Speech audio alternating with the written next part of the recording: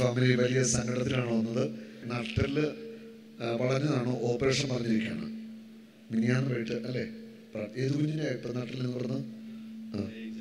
Angel പറയാമോ? ഞങ്ങൾ സാബു ബ്രദറിൻ്റെ ഈ പ്രോഗ്രാമിനെ കുറിച്ച് യൂട്യൂബിൽ വൈഫ് ആദ്യം വീട്ടിലിങ്ങനെ ഇടയ്ക്ക് ഫോൺ ഓൺ ചെയ്ത് വെക്കുക, അങ്ങനെ ആദ്യം പരിചയപ്പെടുന്നത്. അന്നേരം എനിക്ക് അത്ഭുതമായിരുന്നു.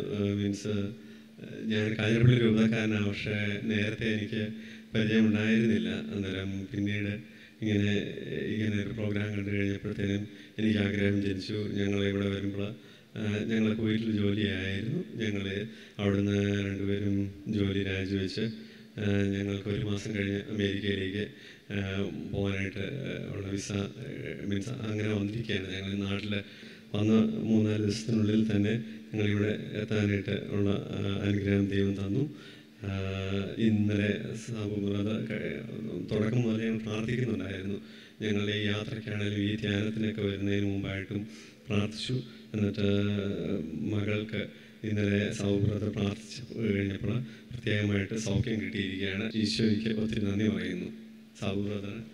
സൗബ്രദറിലൂടെ ഈശോ പ്രവർത്തിച്ച് ഈശോയ്ക്ക് 1000 നന്ദി.